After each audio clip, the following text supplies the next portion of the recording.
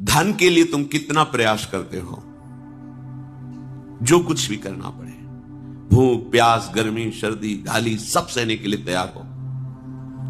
हितधाम में कुछ निर्माण सेवा उधर हो रही थी, मध्याह्न में प्रसाद पाके निकले तो देखा उनका जो कार्य कराने वाला था, हाँ ठेकेदार कहते हैं, सबसे बड़े ठेकेदार तो भगवान है सबके, पर उनको कोई जानता नहीं, वो अपने को ठेकेदार समझते हैं, तो उनको काम करवाना अधिक है तभी तो उनको लाभ मिलेगा।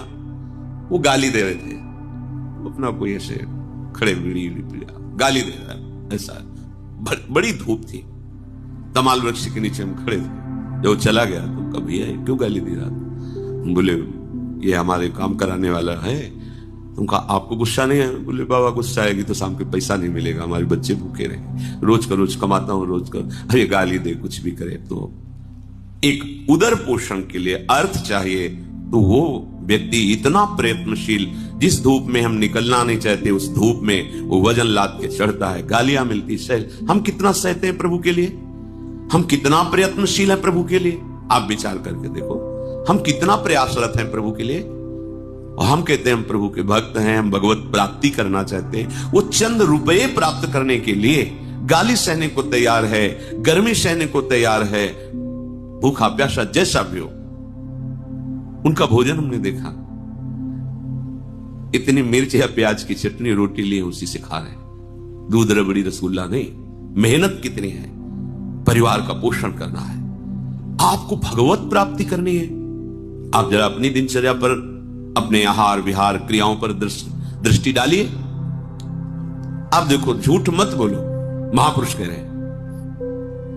यदि आपको धन के लिए अन्याय करना पड़े तो भी आप विचार नहीं करेंगे, अन्याय भी कर लेंगे।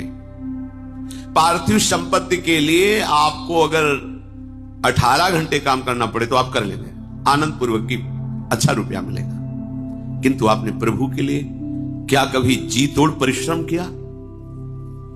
रात दिन नाम मंत्र वाणी चिंतन, हमें फुर्सत नहीं है, मुझे भगवान चाहिए, मुझे प्रभु चाहिए, मुझे समस्याओं से निकलना है, मुझे विजयी होना है, मुझे परमानंद प्रभु के साथ रहना है।